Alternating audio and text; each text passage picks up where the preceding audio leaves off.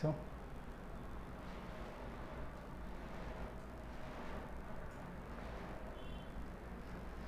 আসসালামু আলাইকুম সুপ্রিয় শিক্ষার্থীরা, স্বাগত জানাচ্ছি আজকে লাইভ ক্লাসে। আশা করছি তোমরা সবাই ভালো আছো এবং সুস্থ আছো, এবং আমি আছি তোমাদের সাথে মোহাম্মদ রাসেল, এবং তোমাদেরকে আজকে আমি পরিণতি দ্বিতীয় পত্রের কিছু এমসিকিউ নিয়ে আলোচনা করব। এই ক্লাসটা যাদের জন্য উপযোগী তাদের হচ্ছে বিশেষ করে 24, 25 এবং 26 বেসের এইচএসসি পরীক্ষার্থী যারা আছো, তোমাদের জন্য এই ক্লাসটি তোমাদের জন্য গুরুত্বপূর্ণ। এর পাশাপাশি বিশ্ববিদ্যালয়ে ভর্তি পরীক্ষার্থী যারা আছো তোমাদের জন্য এই ক্লাসটি কাজে আসবে। ওকে, তো তোমরা যারা আজকের লাইভ ক্লাসে যুক্ত হয়েছো তোমাদের আবারও স্বাগত জানাচ্ছি। ইতিমধ্যেই যারা যুক্ত হয়েছো তোমরা একটু তোমাদের পরিচয়টা দিয়ে দাও যে কে কোন জায়গা থেকে ক্লাস করছো এবং তোমরা ঠিক কতদিন ধরে পড়ালেখার ক্লাস করছো এটা একটু কমেন্ট সেকশনে জানাও। ওকে, তো তোমাদের অনেকেই যুক্ত হয়েছে ইতিমধ্যেই। আমরা একটু পরেই ক্লাস শুরু করে দিব। তার আগে আমরা হচ্ছে একটু হোয়াটসঅ্যাপে অ্যানাউন্সমেন্টে দিয়ে দেই। তোমরা জানো যে হোয়াটসঅ্যাপে কিন্তু ক্লাসের আপডেট দেওয়া হয়, তো ওই হিসেবেই হচ্ছে হোয়াটসঅ্যাপে আমি লিঙ্কটা একটু দিয়ে দিচ্ছি। যারা আমাদের ফ্রি ক্লাসগুলো করে তাদের জন্য আমাদের হোয়াটসঅ্যাপ গ্রুপ আছে, সেখানে আমরা ক্লাসের লিঙ্কগুলো দিয়ে দেই আর কি, ঠিক আছে? তো কে কোন জায়গা থেকে ক্লাস করছো বা দেখছো আমাকে একটু কমেন্ট সেকশনে জানাও। হাসান আলী যুক্ত হয়েছেন আমাদের সাথে, রাইকা ইসলাম, সামিউল হাসান এবং জাকিয়া যুক্ত হয়েছেন, সুইটি আক্তার রুমি যুক্ত হয়েছেন। ওকে, তোমরা তোমাদের বন্ধু বান্ধবীদেরকে একটু মেনশন করে দাও। জাইমা রহমান যুক্ত হয়েছেন আমাদের সাথে চট্টগ্রাম থেকে। তো গত কয়টি ক্লাস তোমরা করেছো? তোমাদের ইতিমধ্যেই প্রায় 4 থেকে 5টি ক্লাস, মানে আজকে হচ্ছে পঞ্চম ক্লাস খুব সম্ভবত, হ্যাঁ পঞ্চম ক্লাস পার্ট 5। এবং তোমরা ইতিপূর্বে যে ক্লাসগুলো হয়েছে তোমরা সেই ক্লাসগুলো করছো কিনা আমি জানি না, তবে সেই ক্লাসগুলো তোমাদের উপকারে আসবে। যদি কেউ ক্লাসগুলো না করে থাকো তাহলে ওই ক্লাসগুলো তোমরা আগে করে নিবে, ঠিক আছে? আমি ভালো আছি আলহামদুলিল্লাহ। মেজাবিন এবং গাইবান্ধা থেকে যুক্ত হয়েছেন জেরিন আমাদের সাথে, এবং রাহিনুর রশিদ যুক্ত হয়েছেন সিলেট বোর্ড থেকে। ওকে, তোমরা চট্টগ্রাম থেকে জুবাইর যুক্ত হয়েছেন, কাশপিয়া যুক্ত হয়েছেন, মনোহরগঞ্জ, আচ্ছা সরি মনোহরগঞ্জ থেকে যুক্ত হয়েছেন, ফাহমিদা নোয়াখালী থেকে, জামালপুর থেকে মিথিলা যুক্ত হয়েছেন। আরও যারা যুক্ত হয়েছে তোমাদেরকে আজকের ক্লাসে স্বাগতম, এবং বেশিক্ষণ সময় নিচ্ছি না। আমাদের সাথে জাহিন যুক্ত হয়েছেন এবং মাহিমা যুক্ত হয়েছেন, নিদিকা নিশা যুক্ত হয়েছে, সঞ্জিদা যুক্ত হয়েছে। আরও যারা যুক্ত হয়েছে তোমাদের সবাইকে আবারও স্বাগতম, ঠিক আছে? তো কথা আর বাড়াচ্ছি না। গত ক্লাসে প্রায় 130টি এমসিকিউ আমরা সলভ করেছিলাম। প্রায় 4টি ক্লাসে আমি বলছি যে 100 কয়টি 4টি ক্লাসে তোমাদেরকে প্রায় 140টি ক্লাস আমি করি, মানে এমসিকিউ তোমাদেরকে 130টি ক্লাস তোমাদেরকে পড়িয়েছিলাম। তো তোমরা 130টি যেগুলো পড়াইছি সেগুলো তো তোমাদের কাজে আসবে। তাহলে অলরেডি যারা ক্লাস করেছে তারা প্রায় 130টি এমসিকিউ পড়ে ফেলছে। আজকে আমরা এটার সাথে আরও 30টি যুক্ত করে প্রায় 160টি এমসিকিউ আজকে দিনের মধ্যে আমরা ক্লিয়ার করব। তাহলে টোটাল ক্লাস লেগেছে কয়টি? 5টি ক্লাস, ঠিক আছে? কয়টি ক্লাস? 5টি ক্লাস। এই 5টি ক্লাসে তোমাদেরকে অনেকগুলো এমসিকিউ আমি পড়িয়েছি। তো আমরা তাহলে কথা না বাড়াই, আমরা চলে যাই ডিটেলস ক্লাসে চলে যাই। কেমন কাজ করছে না?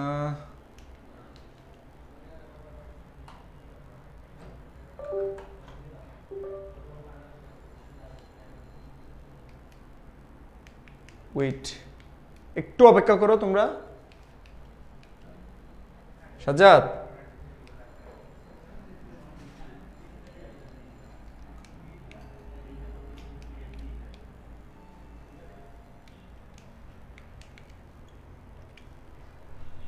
এটা কাজ করতেছে না তো?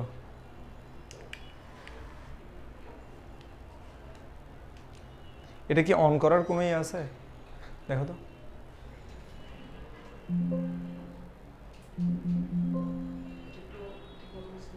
এটা ঠিক মতো হয়েছে? হচ্ছে? ওকে, টেকনিক্যাল সমস্যা ছিল, সরি ফর দ্যাট। ওকে, একটু খেয়াল করো। আগরতলা মামলার আসামি সংখ্যা, এখানে প্রথমেই তোমাদেরকে বলে নেই এই অধ্যায়টা হচ্ছে তোমাদের দ্বিতীয় অধ্যায়। কোন অধ্যায়? দ্বিতীয় অধ্যায়, ঠিক আছে? এটা হচ্ছে তোমাদের দ্বিতীয় অধ্যায়, এবং দ্বিতীয় অধ্যায়ের প্রশ্ন হচ্ছে এইটা। তো দ্বিতীয় অধ্যায়ের প্রশ্নের মধ্যে আমরা একটা প্রশ্ন হচ্ছে আগরতলা মামলার আসামির সংখ্যা কত, এবং আমি তোমাদের কাছে যেটা জিজ্ঞেস করব সেই প্রশ্নটা হচ্ছে কি যে আগরতলা মামলার প্রথম আসামি কে ছিলেন, ঠিক আছে। পড়ানো হয় এখানে হচ্ছে পার ক্লাসে 30টা এমসিকিউ পড়ানো হয়, কিন্তু সেখানে ডিটেলস আলোচনা করতে গিয়ে প্রায় 1 ঘন্টা সময় লাগে। তো আমি 30টা করে এমসিকিউ আলোচনা করতেছি 1 ঘন্টা সময় নিয়ে, সেখানে আমরা কিন্তু ভিতরে অনেক কিছুই আলোচনা করছি। তো আগরতলা মামলার নামটা কি ছিল সেটা আমরা একটু জানবো। আগরতলা মামলাটার নাম ছিল হচ্ছে রাষ্ট্র বনাম শেখ মুজিব ও রাষ্ট্র বনাম শেখ মুজিব ও অন্যান্য, ঠিক আছে। রাষ্ট্র বনাম শেখ মুজিব মামলা, এই মামলার প্রধান আসামি ছিল শেখ মুজিবুর রহমান, ঠিক আছে, অর্থাৎ বঙ্গবন্ধু শেখ মুজিবুর রহমান। তো সঠিক উত্তর আশা করি তোমরা দিতে পারবে, ঠিক আছে, সঠিক উত্তর আশা করি তোমরা দিতে পারবে।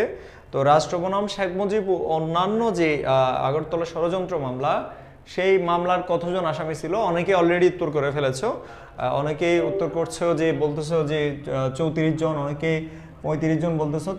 তোমাদের অনেকেরই উত্তর হচ্ছে, বাট আবার অনেকের উত্তর ভুল হচ্ছে, ঠিক আছে। What's wrong with this? তো সঠিক উত্তর হচ্ছে কত? যে 35 জন অলরেডি উত্তর করেছে অনেকে। 1 নম্বরে খ বলেছে 35 জন। আচ্ছা, তাহসিন হাসান উত্তর দিয়েছেন। আমরা একটু ডিটেলস ক্লাসে যাওয়ার আগে তোমরা একটু বন্ধু বান্ধবীদের মেনশন করে দাও কোন কোন সাবজেক্ট পড়াবেন। আজকে তোমাদেরকে দ্বিতীয় পত্রের 2য় অধ্যায় এবং 3য় অধ্যায় পড়াবো, ঠিক আছে। দ্বিতীয় পত্রের 2য় অধ্যায় এবং 3য় অধ্যায়ের বেশ কয়েকটা গুরুত্বপূর্ণ এমসিকিউ পড়াবো। এই আগরতলা ষড়যন্ত্র মামলা, এটা মূলত একটা রাষ্ট্রদ্রোহী মামলা। কি ধরনের মামলা? এটা একটা রাষ্ট্রদ্রোহী মামলা, ঠিক আছে। এরপরে আমরা যাই, রিপন ঢাকায় স্থানীয় বাসিন্দা, মুক্তিযুদ্ধের সময় তার বাড়িটি কত নম্বর সেক্টরের অধীনে ছিল? তোমরা একটু কমেন্ট সেকশনে জানাও তো দেখি। যে রিপন ঢাকার বাসিন্দা, আমরা জানি যে বাংলাদেশের মুক্তিযুদ্ধ চলাকালীন সময়ে যে কয়টি সেক্টরে বাংলাদেশকে বিভক্ত করা হয়েছে? যে তোমরা জানো যে 11টি সেক্টরে, কয়টি? 11টি সেক্টরে বাংলাদেশকে বিভক্ত করা হয়েছে। এবং এই 11টি সেক্টরে বিভক্ত করেছিল কারা? যে মুজিবনগর সরকার। এই মুজিবনগর সরকার কত সালে কখন গঠিত হয়েছিল? এই মুজিবনগর সরকার গঠিত হয়েছিল মূলত 1971 সালের 10 এপ্রিল। কত সালে?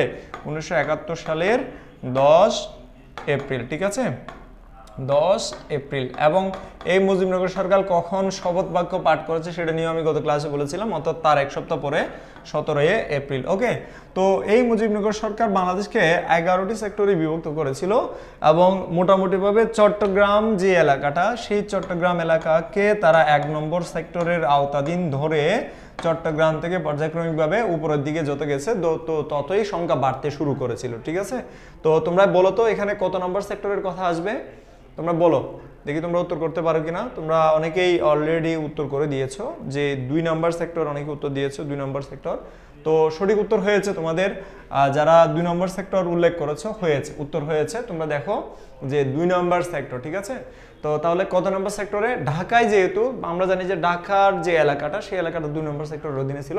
পরীক্ষায় আসতে পারে, সরাসরি জিজ্ঞেস করতে পারে ঢাকা কত নম্বর সেক্টরের অধীনে ছিল, এটা পরীক্ষায় আসতে পারে। অথবা এটাও আসতে পারে যে তোমার কত নম্বর দিনে তোমার 2 নম্বর সেক্টর কোন এলাকাকে কেন্দ্র করে গড়ে উঠেছিল, ঠিক আছে। এরপরে পরবর্তীটা যে আওয়ামী মুসলিম লীগ থেকে মুসলিম শব্দটা বাদ দেওয়া হয়। তোমরা জানো যে মুসলিম লীগ যেটা, সেই মুসলিম লীগ কখন গড়ে তোলা হয়? যে মুসলিম লীগ গড়ে তোলা হয় মূলত 1900 কত সালে? যে মুসলিম লীগ গড়ে তোলা হয় 1905 সালে, সরি 1900 কত সালে? 1906 সালে, 1906 সালে।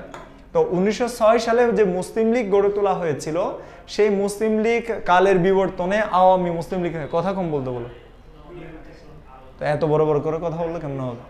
এখানে যেটা বলছি যে মুসলিম লীগ, আওয়ামী মুসলিম লীগ থেকে, যে মুসলিম শব্দটি দেখো, মুসলিম লীগ থেকে পরবর্তীতে 1949 সালে, কত সালে?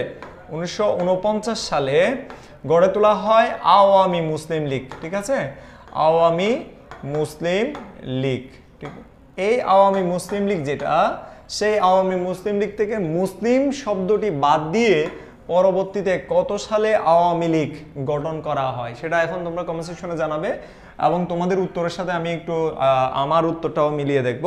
অলরেডি তোমরা উত্তর করে দিয়েছো, অনেকে 1955 সাল বলেছো, সঠিক উত্তর হয়েছে। এবং সঠিক উত্তর যারা দিয়েছো তোমাদের সবাইকে অনেক অনেক ধন্যবাদ। তাদের মধ্যে আরিবা ইসলাম রাইকা, মাহিমা জামান এবং হচ্ছে তৌফুক কুমার, রিয়া আক্তার এবং হচ্ছে আরও অনেকে আর অনেকে সঠিক উত্তর দিয়েছে, তোমাদের সবাইকে অনেক অনেক ধন্যবাদ। তবে এখানে বলে রাখি যে আওয়ামী মুসলিম লীগ, অর্থাৎ মুসলিম লীগ থেকে, দেখো মুসলিম লীগ থেকে, যেটা আমি বললাম যে মুসলিম লীগ থেকে আওয়ামী মুসলিম লীগ গঠনের ক্ষেত্রে যারা অবদান রেখেছেন তাদের মধ্যে অন্যতম হচ্ছে হোসেন শহীদ সোহরাওয়ার্দী, মৌলানা ভাসানী, শেরে বাংলা একে ফজলুল হক। ঠিক আছে, পরবর্তীতে সেই আওয়ামী মুসলিম লীগ থেকে মুসলিম শব্দটা বাদ দেওয়ার ক্ষেত্রে যার অবদান অনস্বীকার্য তার নাম হচ্ছে বঙ্গবন্ধু শেখ মুজিবুর রহমান। ঠিক আছে, এই বঙ্গবন্ধুর অবদান সেখানে ছিল। এর পাশাপাশি সেখানে তোমার মোটামুটিভাবে আওয়ামী লীগ গঠনের ক্ষেত্রে তোমার মৌলানা ভাসানীর অবদানও ছিল। ঠিক আছে, এবং সোহরাওয়ার্দীর অবদানও সেখানে ছিল। এখানে উপমা ভুল উত্তর দিয়েছো তুমি। এরপরের প্রশ্নে আমরা চলে যাই। এরপরের প্রশ্নটা হচ্ছে যুক্তফ্রন্ট নির্বাচন কত সালে অনুষ্ঠিত হয়? একটু তোমরা কমেন্ট সেকশনে জানিয়ে দাও যুক্তফ্রন্ট কত সালে গঠিত হয়। আমি নির্বাচন কত সালে হয় সেটা আমার দরকার নাই, যুক্তফ্রন্ট কত সালে গঠিত হয় বা যুক্তফ্রন্ট কত সালে গঠিত হয়েছে সেটা একটু কমেন্ট সেকশনে জানাও। আশা করি তোমরা অনেকেই পারবে। যুক্তফ্রন্ট কত সালে গঠিত হয়? দেখো যুক্তফ্রন্ট কয়টি রাজনৈতিক দল নিয়ে গড়ে উঠেছিল? যুক্তফ্রন্ট কয়টি রাজনৈতিক দল নিয়ে গড়ে উঠেছিল? আওয়ামী কেন যোগ করা হয়েছিল? আচ্ছা, এখানে এটা রাজনৈতিক দলের নাম। ঠিক আছে, এখানে সোমাইয়া মিতু সঠিক উত্তর দিয়েছেন 4 নম্বরের ক্ষেত্রে। তো অলরেডি সঠিক উত্তর অনেকেই দিয়েছো। তোমরা বলো তো কয়টা রাজনৈতিক দল নিয়ে এবং কত সালে যুক্তফ্রন্ট গঠিত হয়েছে? যুক্তফ্রন্ট গঠিত হয়েছে অলরেডি তোমরা অনেকে যুক্তফ্রন্ট গঠিত হয়েছে। দেখো যুক্তফ্রন্ট 4টি রাজনৈতিক দল নিয়ে, তোমাদের বইয়ে যেভাবে আছে আর কি, হ্যাঁ, 4টি রাজনৈতিক দল নিয়ে গঠিত হয়েছে এই যুক্তফ্রন্ট। হ্যাঁ, সেই যুক্তফ্রন্ট মূলত গঠিত হয়েছিল কখন? যে 1953 সালে। 1953 সালে ডিসেম্বর মাসে, 1953 সালের 4 ডিসেম্বর। উপমা সঠিক উত্তর দিয়েছে 1953 সালের 4 ডিসেম্বর। ভেরি গুড, ওকে। এবং 4 ডিসেম্বর 1953 সালের 4 ডিসেম্বর যুক্তফ্রন্ট গঠিত হয়েছে। এবং 4টি রাজনৈতিক দলের মধ্যে কি কি ছিল? যে কৃষক শ্রমিক পার্টি, হ্যাঁ, আওয়ামী মুসলিম লীগ, এরপরে কি ছিল যে তোমার বামপন্থী গণতন্ত্রী দল, এরপরে কি নেজামে ইসলাম। ওকে, তো এখানে অলরেডি উত্তর দিয়েছে সামিহা উত্তর দিয়েছেন এবং জিহাদ উত্তর দিয়েছে এবং রাহিনুর রশিদ উত্তর দিয়েছে। 1954 সালে সাধারণ নির্বাচন প্রাদেশিক পরিষদের মোট আসন সংখ্যা ছিল 309টি। 309টি, ভেরি গুড। মোট আসন 309টি ছিল, এটা আমরা সবাই জানি। তো এরপরে আমরা যাই যে যুক্তফ্রন্ট নির্বাচনটা তো তোমরা সবাই পেরেছো। বঙ্গবন্ধুর ঐতিহাসিক 7 মার্চের ভাষণ কত মিনিটের ছিল? ভেরি কনফিউজিং তোমাদের জন্য এটা, কারণ তোমাদের অনেকে এটা নিয়ে খুবই কনফিউজড যে আসলে ঐতিহাসিক 7 মার্চের ভাষণ কত মিনিটের ছিল, এটা নিয়ে তোমরা অনেকেই কনফিউজড। হ্যাঁ, তোমরা বলো তো এটা কত মিনিটের ছিল? হ্যাঁ, যেহেতু এখানে 19 মিনিট নাই, তোমরা সহজে উত্তর করতে পারবে। তো 19 মিনিট থাকলেও সঠিক উত্তর হবে 18 মিনিট। ঠিক আছে, যে সঠিক উত্তর কোনটা? এটা হচ্ছে 18 মিনিট। এটা তোমরা সবাই পারবে। ঐতিহাসিক 7 মার্চের যে ভাষণ বঙ্গবন্ধু শেখ মুজিবুর রহমান, সেই ভাষণ কোথায় দিয়েছেন, কোন জায়গায় দাঁড়িয়ে দিয়েছেন? তোমরা বলো তো কোন জায়গায় দাঁড়িয়ে দিয়েছিলেন তিনি? ভাষণটা কোন জায়গায় দাঁড়িয়ে দিয়েছিলেন? একটু কমেন্ট সেকশনে জানাও দ্রুত। অলরেডি অনেকে সঠিক উত্তর দিয়েছে। জুবাইর সঠিক উত্তর দিয়েছে, সিফন খান সঠিক উত্তর দিয়েছেন, মেহেরিন সঠিক উত্তর দিয়েছে, উপমা সঠিক উত্তর দিয়েছে, মিম সঠিক উত্তর দিয়েছে, আকলিমা সঠিক উত্তর দিয়েছে। ওকে, আরো যারা সঠিক উত্তর দিয়েছে, সোহরাওয়ার্দী উদ্যান তৎকালীন রেসকোর্স ময়দান। ঠিক আছে, বর্তমান সোহরাওয়ার্দী উদ্যান। ঠিক আছে, তৎকালীন রেসকোর্স ময়দান, বর্তমান কি সোহরাওয়ার্দী উদ্যান। ওকে, ভেরি গুড। তোমরা যারা সঠিক উত্তর দিয়েছো। এবং সেদিন কি বার ছিল বলো তো? 7 মার্চ 1971। সেদিন কি বার ছিল? বারটা মনে আছে কি তোমাদের? তোমরা বারটা কি বার ছিল, অর্থাৎ সেদিন কি বার ছিল বলো তো? কি বার ছিল বলো? কি বার ছিল? বর্তমান রেসকোর্স ময়দান, বর্তমান রেসকোর্স না, সোহরাওয়ার্দী বর্তমান, আর রেসকোর্স ময়দান ছিল তৎকালীন। ঠিক আছে, অলরেডি অনেকেই সঠিক উত্তর দিচ্ছে। ফাহিম সঠিক উত্তর দিয়েছে, ফয়সাল বৃহস্পতিবার বলতে চাই অনেকে রেসকোর্স ময়দানে। আচ্ছা, রেসকোর্স ময়দানে যে 1971 কি বার ছিল? 7 মার্চ। অনেকেই ভুল উত্তর দিচ্ছে, অনেকে সঠিক উত্তর দিচ্ছে। একটু কমেন্ট সেকশনে জানাও, বলো কি বার ছিল? 7 মার্চ 1971 কি বার ছিল? অলরেডি অনেকে সঠিক উত্তর দিয়ে ফেলছে। দেখি কি বার ছিল বলো তো? তোমরা অনেকে ভুল উত্তর কেন দিচ্ছ? বৃহস্পতিবার কোথায় পেয়েছো? হ্যাঁ, বৃহস্পতিবার কোথায় পেয়েছো? কোন জায়গায় পেয়েছো বলো তো? বৃহস্পতিবার হচ্ছে 21শে ফেব্রুয়ারির দিন বৃহস্পতিবার, ঠিক আছে? আর রবিবার ছিল সেদিন। কি বার ছিল? রবিবার ছিল, ঠিক আছে? 7ই ফাল্গুন, রবিবার। Very good Fahim, very good. Okay, তো তোমরা অনেকে সঠিক উত্তর দিয়েছো। রবিবার সঠিক উত্তর দিয়েছে, সামিহা সঠিক উত্তর দিয়েছে, আকলিমা সঠিক উত্তর দিয়েছে, আরো অনেকে সঠিক উত্তর, আজাদ সঠিক উত্তর দিয়েছে, জুলেখা সঠিক উত্তর দিয়েছে। Very good. ওকে, তাহলে এটা নিয়ে আমি আর কথা বলছি না, সঠিক উত্তর তোমরা অলরেডি দিয়ে দিয়েছো। পাকিস্তানের প্রথম সংবিধান কত সালে প্রণীত হয়? দেখো, পাকিস্তানের প্রথম সংবিধান কত সালে প্রণীত হয়? এই যে পাকিস্তানের প্রথম সংবিধান, এই প্রথম সংবিধান প্রণয়নের জন্য ঘোষণা কিন্তু দেওয়া হয়েছিল 1947 সালের যে তোমার ভারত স্বাধীনতা আইনে। ভারত স্বাধীনতা আইনে এটা নিয়ে কথা ছিল যে স্বাধীনতা আইন, এই ভারত স্বাধীনতা আইনের মধ্যে কিছু বৈশিষ্ট্য ছিল। ধরো যে দুটি ডোমিনিয়ন সৃষ্টির কথা বলেছে। দুটি কি? দুটি ডোমিনিয়ন। মনে আছে তোমার ভারত স্বাধীনতা আইনের কথা? যে 1947 ভারত স্বাধীনতা আইন, সেই স্বাধীনতা আইনের মধ্যে দুটি ডোমিনিয়ন সৃষ্টির বিষয়ে বলা হয়েছে, ঠিক আছে? এর পাশাপাশি বলছে যে দুটি ডোমিনিয়ন গণপরিষদের কথা বলছে। দেখো, দুইটি ডোমিনিয়ন, ডোমিনিয়ন মানে বুঝো তো, ডোমিনিয়ন মানে হচ্ছে রাজ্য। দুটি ডোমিনিয়ন গণপরিষদের কথা বলছে। এই গণপরিষদ দুইটি কি কি? গণপরিষদের একটি ছিল হচ্ছে ভারত গণপরিষদ, আর এটা হচ্ছে পাকিস্তান গণপরিষদ, ঠিক আছে? স্পষ্ট দেখতে পাচ্ছ আশা করি। পাকিস্তান গণপরিষদ যেটা, সেই গণপরিষদের অন্যতম কাজ ছিল যে পাকিস্তানের জন্য একটা সুন্দর সংবিধান প্রণয়ন, এবং এই সুন্দর সংবিধান প্রণয়ন করতে গিয়ে সেই 47 থেকে তারা সুদীর্ঘ সময় নিয়েছে। ঠিক কত বছরের মধ্যে সংবিধান প্রণীত হয়েছে? অলরেডি উপমা সঠিক উত্তর দিয়েছে। ডোমিনিয়ন মানে হচ্ছে রাজ্য, ডোমিনিয়ন মানে কি?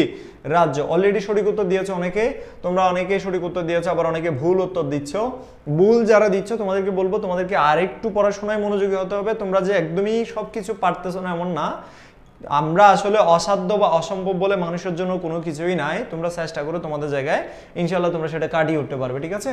1956 সালের পাকিস্তানের প্রথম গণপরিষদ, দ্বিতীয় গণপরিষদের মাধ্যমে, দেখো যে সংবিধান প্রণয়নের জন্য কিন্তু প্রথম গণপরিষদ যেটা প্রণয়ন করা হয়েছিল, সেই প্রথম গণপরিষদ কিন্তু তেমন একটা কি করতে পারেন নাই, যে তেমন একটা ভূমিকা রাখতে পারেন নাই। তো পরবর্তীতে তারা 1955 সালে এসে যে দ্বিতীয় গণপরিষদ গঠন করেছিল। কি গণপরিষদ? দ্বিতীয় গণপরিষদ। অর্থাৎ দ্বিতীয় গণপরিষদ গঠন করা হয়েছিল যাতে পাকিস্তানের জন্য একটা সংবিধান প্রণয়ন করা যায়, এবং 1956 সালে সেই গণপরিষদ পাকিস্তানের প্রথম সংবিধান প্রণয়ন করতে সক্ষম হয়েছিল। Very good. তোমরা যারা সঠিক উত্তর দিতে পেরেছো তোমাদের সবাইকে অনেক অনেক ধন্যবাদ, ঠিক আছে? তো এরপরেরটাতে আমরা চলে যাই পরবর্তী আলোচনায়। পাকিস্তান রাষ্ট্রের মৌলিক গণতন্ত্রের সংখ্যা কত ছিল? আগে বলে দেই, মৌলিক গণতন্ত্র অধ্যাদেশ কে জারি করেছিল? পাকিস্তানের মৌলিক গণতন্ত্র অধ্যাদেশ কে জারি করেছিল? তোমরা অনেকেই বলতে পারবা, অনেকে যারা পড়ো নাই তোমরা বলতে পারবে না, যেহেতু এটা প্রথম পত্র নয়, এটা হচ্ছে দ্বিতীয় পত্রের দ্বিতীয় অধ্যায়। তোমরা যারা দ্বিতীয় পত্র ভালোভাবে পড়েছো তোমরা পারবে এটা। তো পাকিস্তানের মৌলিক গণতন্ত্র অধ্যাদেশ কে জারি করেছিল? অলরেডি ফাহিম সঠিক উত্তর দিয়ে দিয়েছে। ফাহিম বলেছে যে আইয়ুব খান। হ্যাঁ, আইয়ুব খান। ওকে, আইয়ুব খান। আইয়ুব খান কতজন মৌলিক গণতন্ত্রী? আচ্ছা, তোমরা বলো তো এখানে সঠিক উত্তর কোনটা হবে? অলরেডি অনেকে ভুল উত্তর দিচ্ছ, তোমরা বলো তো সঠিক উত্তর কোনটা হবে? আচ্ছা, ভীতি বলেছে যে ঘ। ভীতি বলেছে কে জারি করেছিল, এটা উত্তর তোমাদের বন্ধুরা বা সহপাঠীরা দিয়ে দিয়েছে, এটা আমার আর বলতে হচ্ছে না। তো গণতন্ত্রী কতজন ছিল এখানে বলো তো, কতজন ছিল? 20,000, 40,000, 50,000 নাকি 80,000? বলো তো, তোমরা বলো তো। এখানে প্রশ্নটা আগে দেখো। অলরেডি অনেকে সঠিক উত্তর দিচ্ছে, অনেকে ভুল উত্তর দিচ্ছে। সিদ্ধাতুল মুনতাহা ভুল উত্তর দিয়েছে, তানজিনা ভুল উত্তর দিয়েছে, ফাতেমা ভুল উত্তর দিয়েছে, অর্থাৎ জুলেখা ফাতেমা ভুল উত্তর দিয়েছে, তাহসিন সঠিক উত্তর দিয়েছে। Very good. ওকে, তো সেখানে দেখো যে মৌলিক গণতন্ত্রী অধ্যাদেশে 80,000 গণতন্ত্রীর কথা বলেছে। কয় হাজার? 80,000 মৌলিক গণতন্ত্রীর কথা বলেছে, ঠিক আছে? গণতন্ত্রী, এখানে মৌলিক গণতন্ত্রী যারা ছিল সেই 80,000কে দেখো, পাকিস্তানের কিন্তু দুইটা অংশ ছিল। পাকিস্তানের কয়টা অংশ ছিল? পাকিস্তানের দুইটা অংশ ছিল, একটা হচ্ছে পূর্ব পাকিস্তান আর একটা হচ্ছে কি পশ্চিম পাকিস্তান, ঠিক আছে। একটা পূর্ব পাকিস্তান যেটা, সেই পাকিস্তান দেখো টোটাল পাকিস্তানের মিলে মৌলিক গণতন্ত্রী ছিল কয় হাজার? ৮০,০০০। পূর্ব পাকিস্তানে ছিল ৪০,০০০ আর পশ্চিম পাকিস্তানে ছিল কত?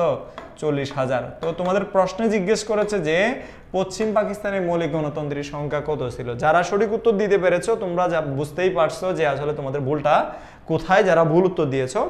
তো আর যারা সঠিক উত্তর দিতে পেরেছো তোমরা জানো যে তোমাদের আসলে জানাটা কোথায়, ঠিক আছে। তো তোমরা অনেকে সঠিক উত্তর দিয়েছো, তোমাদের অসংখ্য অসংখ্য ধন্যবাদ, অনেক অনেক ধন্যবাদ, ঠিক আছে। তো তোমরা বলো যে তোমাদের ক্লাস করে তোমাদের কেমন লাগছে, ঠিক আছে। এই সময়ে কে কল দেয় আবার? হ্যাঁ ভাই, আসসালামু আলাইকুম। আমি একটু ক্লাসে আছি, একটু পরে কল দিই। ঠিক আছে, থ্যাংক ইউ। ওকে, তোমরা বলো যে ক্লাস কেমন লাগছে। ওকে ওকে, ওয়ালাইকুম আসসালাম। অলরেডি এখনো অনেকে যুক্ত হচ্ছে, অনেক ভালো। মারুফাত হাসিম বললো যে অনেক ভালো। তো তোমরা এই জিনিসটা বুঝতে পারছো তো, মৌলিক গণতন্ত্রের অধ্যাদেশটা কেন জারি করেছিল সেটার প্রেক্ষাপটটা আমি বলি। মৌলিক গণতন্ত্রের অধ্যাদেশ জারি করার মাধ্যমে আইয়ুব খান দেখো, আইয়ুব খান ক্ষমতায় এসেছিল কিভাবে বলো তো? আইয়ুব খান মূলত ক্ষমতায় আসছে ইস্কান্দার মির্জাকে যে তোমার ব্যবহার করে, হ্যাঁ, যে তোমরা তৎকালীন সময়ে তোমরা জানো যে ইস্কান্দার মির্জা ছিলেন পাকিস্তানের প্রথম রাষ্ট্রপতি। পাকিস্তানের প্রথম রাষ্ট্রপতি কে? এই যে দেখো, পাকিস্তানের প্রথম রাষ্ট্রপতি যিনি ছিলেন, প্রথম রাষ্ট্রপতি এই ইস্কান্দার মির্জা, হ্যাঁ, ইস্কান্দার মির্জা। এই ইস্কান্দার মির্জা যিনি ছিলেন, এই ইস্কান্দার মির্জা যেটা করেছেন সেটা হচ্ছে কি, যে তিনি মার্শাল ল জারি করেছেন। ইস্কান্দার মির্জা মার্শাল ল জারি করে সিএমএলএ, হ্যাঁ, চিফ মার্শাল ল অ্যাডমিনিস্ট্রেটর, অর্থাৎ প্রধান সামরিক প্রধান হিসেবে, দেখো প্রধান, হ্যাঁ, প্রধান সামরিক কর্মকর্তা হিসেবে, অর্থাৎ আইন প্রশাসক হিসেবে যাকে নিযুক্ত করেছিলেন, প্রধান সামরিক আইন প্রশাসক হিসেবে কাকে নিযুক্ত করেছিলেন? প্রধান সামরিক আইন প্রশাসক হিসেবে নিযুক্ত করেছিলেন আইয়ুব খানকে। সেই আইয়ুব খানই পরবর্তীতে ইস্কান্দার মির্জাকে ক্ষমতা থেকে সরিয়ে পাকিস্তানের রাষ্ট্রপতি হয়েছিলেন এবং তিনি নিজের ক্ষমতাকে হালাল করার জন্য, মানে অবৈধ ক্ষমতাকে বৈধ করার জন্য মূলত একটি গণতন্ত্রী অধ্যাদেশ জারি করেন, যেটা মৌলিক গণতন্ত্রী অধ্যাদেশ নামে পরিচিত ছিল। আমরা সামনের দিকে আগাই। পরবর্তীতে বাংলাদেশ স্বাধীন বাংলাদেশের প্রথম স্বীকৃতি প্রদান করেন কে? অনেকে এখানে ভুল উত্তর দিবে, আমি জানি অনেকে এখানে ভুল উত্তর দিবে। তোমার মার্শাল ল কি স্যার? দাসত্ব করে রাখা? না, মার্শাল ল মানে হচ্ছে সামরিক শাসন বা সামরিক আইন, ঠিক আছে। মার্শাল ল মানে সামরিক আইন, ঠিক আছে। একটু বলবেন। ইমন বললো যে আমার বয়স কত? আমার বয়স হচ্ছে 24, ঠিক আছে। আমার বয়স হচ্ছে 24 এবং আমি মাস্টার্সে পড়াশোনা করছি। ওকে, চট্টগ্রাম বিশ্ববিদ্যালয়ে মাস্টার্সে পড়াশোনা করছি। ওকে, এখানে বলছে ভুটান। জিহাদ তুমি কি বুঝে নেপালের কথা বলছো আমি জানি না। অনেকে সঠিক উত্তর দিয়েছে অলরেডি, অনেকে আবার ভুল উত্তর দিচ্ছে। অনেকেই সঠিক উত্তর দিয়েছে, বেশিরভাগই সঠিক উত্তর হয়েছে, ঠিক আছে। মিফতা আহমেদ ভুল উত্তর দিয়েছে। হাসিম আহমেদ কে ভুল, নেপাল। মারুফা তাসনিম, মারুফা ভুল দিয়েছো। ওকে, একটু খেয়াল করো তোমাদের সঠিক উত্তর হচ্ছে কোনটা? যে সঠিক উত্তর হচ্ছে তোমাদের এখানে সঠিক উত্তর হচ্ছে ভুটান, ঠিক আছে। পরবর্তী প্রশ্নে চলে যায়। পাকিস্তানের শতকরা কতজন লোকের ভাষা ছিল বাংলা? এখানে একটা জিনিস আছে, সেটা হচ্ছে পাকিস্তানের কত বা শতকরা কত ভাগ লোকের ভাষা ছিল বাংলা। এখানে সমগ্র পাকিস্তান অর্থাৎ পূর্ব এবং পশ্চিম, পূর্ব এবং কি পশ্চিম, এই দুই এলাকা, দুইটা পাকিস্তান, হ্যাঁ, পূর্ব এবং পশ্চিম পাকিস্তানের কথা বলেছে। সমগ্র পাকিস্তান মানে হচ্ছে পূর্ব পাকিস্তান, পশ্চিম পাকিস্তান। টোটাল জনসংখ্যার 56.40% মানুষ কোন ভাষায় কথা বলতো?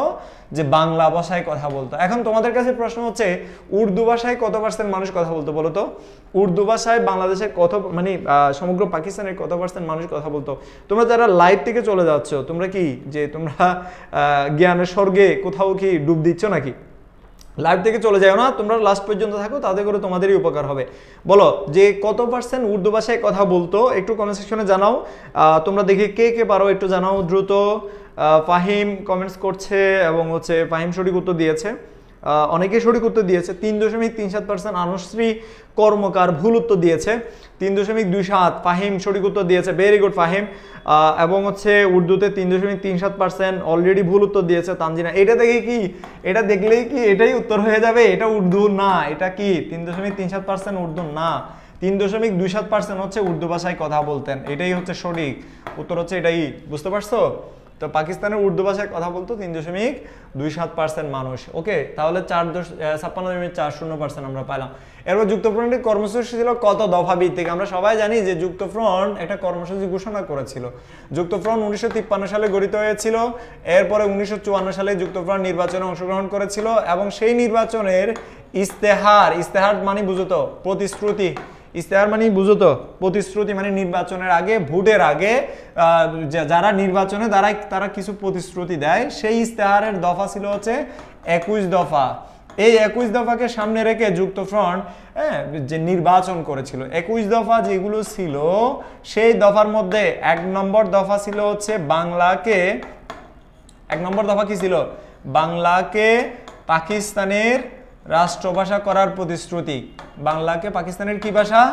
যে পাকিস্তানের রাষ্ট্রভাষা করার অর্থাৎ উর্দুর পাশাপাশি রাষ্ট্রভাষা করার, উর্দুর পাশাপাশি বাংলাকে পাকিস্তানের রাষ্ট্রভাষা করার প্রতিশ্রুতি ছিল সেখানে। তার মানে ইস্তেহার মানে হচ্ছে কি প্রতিশ্রুতি, যেগুলো নির্বাচনের আগে নির্বাচনে যারা দাঁড়ায় তারা প্রতিশ্রুতি যেগুলো দেয় এগুলোকে বলে। তাহলে কত দফা ভিত্তিক যে তাদের কর্মসূচি ছিল এটাও কমেন্ট সেকশনে জানাও। অলরেডি অনেকে সঠিক উত্তর দিয়েছে। 10 নম্বরের ঘ 21 দফা, ঠিক আছে। অনেক অনেক ধন্যবাদ তোমাদেরকে। অনেকে সঠিক উত্তর দিচ্ছ, আবার অনেকে ভুল দিচ্ছ। ভুল দিয়ে তোমরা হতাশ হবে না, যারা ভুল দিচ্ছ তারা আজকে এখান থেকে শিখে নাও এবং মনে রাখার চেষ্টা করবে, ঠিক আছে। এবং 21 দফা যে কর্মসূচি তারা ঘোষণা করেছিল সেই কর্মসূচিগুলো আমি বললাম যে এগুলো ছিল নির্বাচনে ইস্তেহার। পরবর্তী প্রশ্নে আমরা চলে যাই। 1954 সালের নির্বাচনে কোন দল জয়লাভ করে?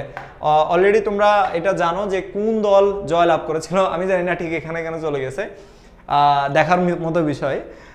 তোমরা বলো তো এখানে কোন দল জয়লাভ করেছিল? মুসলিম লীগ, যুক্তফ্রন্ট, নাকি হচ্ছে তোমার কমিউনিস্ট পার্টি, নাকি কংগ্রেস? কোনটা? 1954 সালের নির্বাচনে কোন দল জয়লাভ করেছিল? কমেন্ট সেকশনে জানাও তো। যদিও এটা একটু ব্যাখ্যাপ্পা দেখাচ্ছে, তারপরে তোমরা একটু কমেন্ট সেকশনে জানাও। অলরেডি 11 নম্বরে উল্লেখ করেছে, তোমরা উত্তর দিয়েছো। তো তোমরা জানো যে যুক্তফ্রন্টের যে নির্বাচন হয়েছে, 54 যে নির্বাচন হয়েছে সেই নির্বাচনের আসন সংখ্যা ছিল 309টি। সেখানে যুক্তফ্রন্ট কয়টি আসন লাভ করেছিল? একটু কমেন্ট সেকশনে জানাও। সেখানে যুক্তফ্রন্ট কয়টি আসন লাভ করেছিল বলো তো? যুক্তফ্রন্ট কয়টি আসন লাভ করেছিল বলো? যুক্তফ্রন্ট হবে, হ্যাঁ ঠিক আছে, যুক্তফ্রন্ট হয়েছে, সবারই উত্তর হয়েছে যারা উত্তর দিচ্ছ। জুনাইদ মিম, এখানে কে কে কে মানে কি? ক নাকি ক? কোনটা? আচ্ছা, জুনাইদ মিম খ বলেছে। ওকে, বলো তো 256টি বলছে, 223টি বলছে। বিতি বিনতে জোহাস এবং নয়ন বলেছে 223টি। Very good, 223টি। 309টি যারা বলতেছো এটা হচ্ছে টোটাল আসন, ঠিক আছে। যুক্তফ্রন্ট 309টি থেকে 200 কয়টি পেয়েছে? 223টি আসন সেই যুক্তফ্রন্ট নির্বাচনে জয়লাভ করেছিল। ভেরি গুড, তোমরা অনেক ভালো রেসপন্স করছো, আমারও পড়াতে ভালো লাগছে। পরবর্তী প্রশ্নে যাই।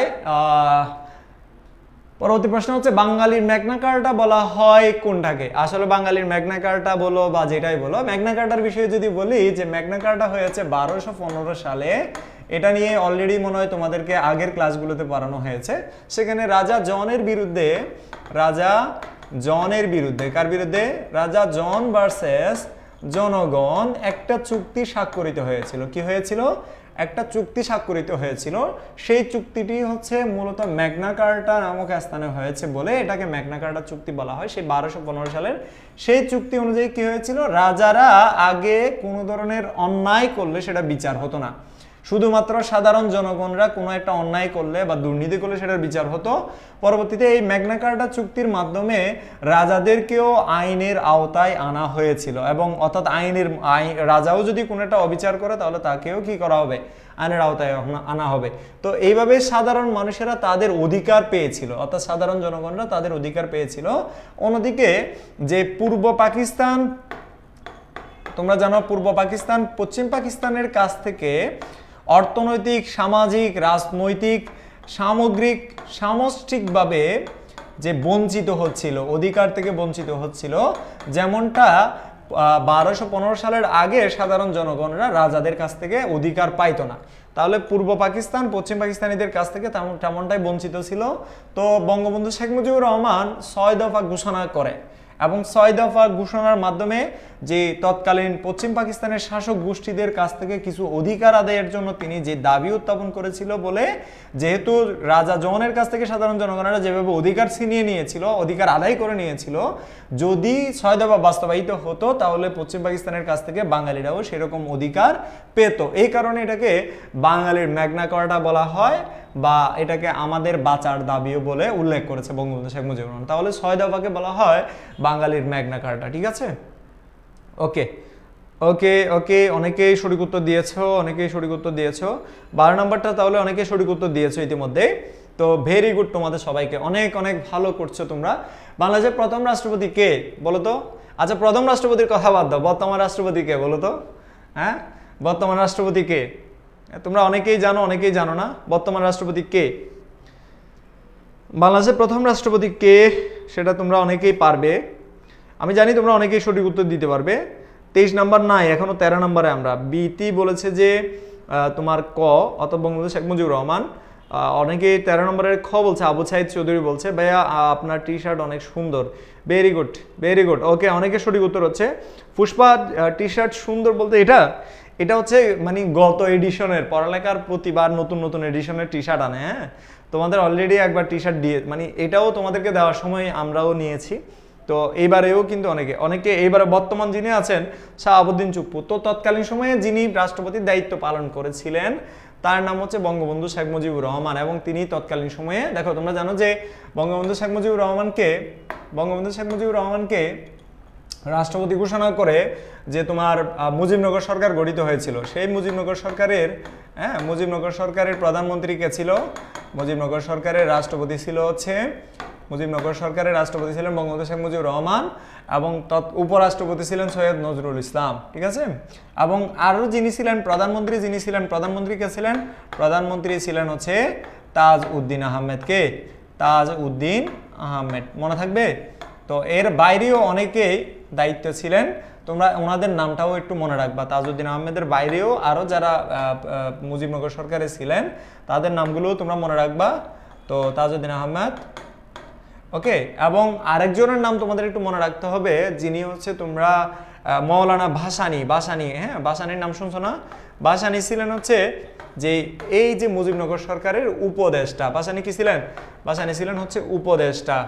ঠিক আছে, মুজিবনগর সরকারের কি উপদেষ্টা, মনে থাকবে। আশা করি তোমরা এগুলো মনে রাখতে পারবা, কঠিন কিছু নাই। এর পরেরটাতে আমরা চলে যাই, কেমন? এরপরের প্রশ্ন হচ্ছে ভাষা আন্দোলনের পর পাকিস্তানের প্রধানমন্ত্রী কে ছিলেন? অর্থাৎ ভাষা আন্দোলনের সময় পাকিস্তানের তৎকালীন প্রধানমন্ত্রী কে ছিলেন? খাজা নাজিমুদ্দিন নাকি নুরুল আমিন নাকি লিয়াকত আলী খান নাকি কেউই নাই এখানে, বলো তো? আচ্ছা, অলরেডি অনেকে সঠিক উত্তর দিয়েছে। তাজউদ্দিন আহমেদ প্রধানমন্ত্রী ছিলেন, তাজউদ্দিন আহমেদ অনেকে সঠিক উত্তর দিচ্ছ, ভেরি গুড। এবং এইখানে বলো যে ভাষা আন্দোলনের সময় তৎকালীন প্রধানমন্ত্রী কে ছিলেন? খন্দকার মোস্তাফা আহমেদের নাম ভুল হয় না? আচ্ছা, খন্দকার মোস্তাফা আহমেদের নাম ভুল হয় না, আচ্ছা ঠিক আছে। খাজা নাজিমুদ্দিন, উপমা বলেছে খাজা নাজিমুদ্দিন, ফাতেমা আক্তার বলেছে লিয়াকত আলী খান এবং আব্দুল মবিন বলেছে লিয়াকত আলী খান। জুলেখা ফাতেমা বলেছে ক। আচ্ছা, এখানে বলো লিয়াকত আলী খান না খাজা নাজিমুদ্দিন? ক। আচ্ছা, কে ছিলেন এটা নিয়ে তোমাদের অনেকেই কনফিউশন তৈরি হচ্ছে। ভাষা আন্দোলনের সময় কে ছিলেন? ভাষা আন্দোলনের সময় পাকিস্তানের প্রধানমন্ত্রী কে ছিলেন? ওকে,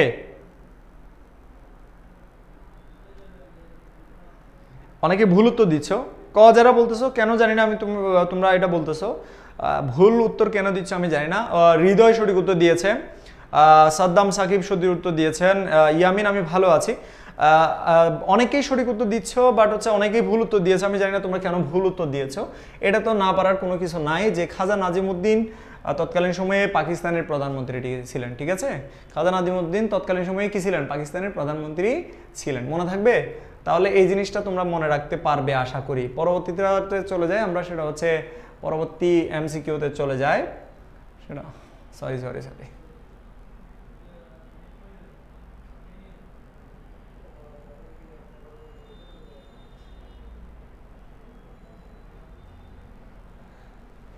ওকে, এরপরেরটাতে চলে যাই আমরা। চরমপত্র পাঠ করেন কে? এটা তোমরা অনেকেই পারবা। চরমপত্র কে পাঠ করেন? এটা তোমরা অনেকেই পারবা। এটা খুবই সহজ। এবং চরমপত্র ছিল বিদ্রুপাত্মক, মানে বিদ্রুপাত্মক মানে হচ্ছে পাকিস্তানকে কি নাম নাম বলেন না কেন, কার নাম বলতাম? কে কে প্রধানমন্ত্রী ছিলেন? কে কে প্রধানমন্ত্রী? আচ্ছা ভাইয়া এই চার্টটা দিলে ভালো হয়। এই চার্টটা তোমাদের বইয়ে আছে, বই থেকে তোমাদেরকে দেখতে হবে। এটা থেকে প্রায় প্রতি বছরই প্রশ্ন আসে, ঠিক আছে? ওইখান থেকে প্রায় প্রতি বছরই প্রশ্ন আসে, তো তোমরা ওইটা একটু দেখে নিবে আর কি। তো 15 নম্বরের গ বলছে যে এম আর আক্তার মুকুল। গ গ এটা পারবা তোমরা। বিদ্রুপাত্মক অর্থাৎ পাকিস্তানি যে হানাদার বাহিনীকে হাস্যরস করার মাধ্যমে মুক্তিযোদ্ধাদেরকে অনুপ্রাণিত করার জন্য এই চরমপত্র পাঠ করতেন এম আর আক্তার মুকুল, ঠিক আছে? এম আর আক্তার মুকুল। এটা অনেকে সঠিক উত্তর দিতে পেরেছো, তোমাদেরকে অনেক অনেক ধন্যবাদ। এর পরবর্তী প্রশ্নে চলে যায়, গণতন্ত্রের মানসপুত্র বলা হয় কাকে? এটা তোমরা অনেকেই পারবা। গণতন্ত্রের মানসপুত্র বলা হয় কাকে? এটা তোমরা অনেকে পারবা। গণতন্ত্রের মানসপুত্র বলা হয় কাকে? ওকে, এখানে গণতন্ত্রের মানসপুত্র কাকে বলা হয়? অপশনে আমরা চলে যাই। অপশনের মধ্যে তোমরা পাবে, এখানে সঠিক উত্তরটা আছে। নবাব স্যার সলিমুল্লাহকে নাকি হোসেন শহীদ সোহরাওয়ার্দীকে? বলো তো। গণতন্ত্রের জন্য যিনি সর্বাপেক্ষা, এটা কিন্তু তৃতীয় অধ্যায়ে আমরা চলে গেছি। কোন অধ্যায়ে? তৃতীয় অধ্যায়ে আমরা চলে গেছি। তৃতীয় অধ্যায়ে আমরা চলে গেছি। 16 নম্বরে গণতন্ত্রের মানসপুত্র বলা হয় কাকে? 16 নম্বরে খ হোসেন শহীদ সোহরাওয়ার্দী। হ্যাঁ, ইনি অর্থাৎ হোসেন শহীদ সোহরাওয়ার্দী ইনি ছিলেন বঙ্গবন্ধু শেখ মুজিবুর রহমানের রাজনৈতিক শিক্ষক অনেকটাই। হ্যাঁ, বঙ্গবন্ধু শেখ মুজিবুর রহমান রাজনীতি শিখেছেন ওনাদের মাধ্যমেই। অর্থাৎ হোসেন শহীদ সোহরাওয়ার্দী বঙ্গবন্ধুকে সঙ্গী হিসেবে রাখতেন, হ্যাঁ, রাজনৈতিক সঙ্গী হিসেবে রাখতেন। বা বঙ্গবন্ধু ছাত্র অবস্থায় তিনি হোসেন শহীদ সোহরাওয়ার্দী বিভিন্নভাবে রাজনৈতিকভাবে তিনি তাকে সহযোগিতা করেছিলেন। তো তিনি মোটামুটি একে শুধুমাত্র গণতন্ত্রের মানসপুত্র বললে হবে না, বিরোধী দলের স্রষ্টাও বলা চলে। কাকে? বিরোধী দলের স্রষ্টা। বিরোধী দলের স্রষ্টাকে? বিরোধী দলের স্রষ্টা হচ্ছে হোসেন শহীদ সোহরাওয়ার্দী। মনে থাকবে? হোসেন শহীদ সোহরাওয়ার্দী। আমরা ওনাদের নাম কিন্তু ভুলে যাই, ঠিক আছে? আমরা ওনাদের নাম ভুলে যাচ্ছি। জাতীয় ইতিহাসে ওনাদের ভূমিকা কিন্তু অনেক বেশি, ঠিক আছে? এর পরবর্তী প্রশ্নে যায়, কার নেতৃত্বে তমদ্দুনের মজলিস গঠিত হয়েছে? মনে রাখবা, এটা হচ্ছে ভাষা আন্দোলন কেন্দ্রিক প্রথম সাংস্কৃতিক সংগঠন। মনে রাখবা, ভাষা আন্দোলন কেন্দ্রিক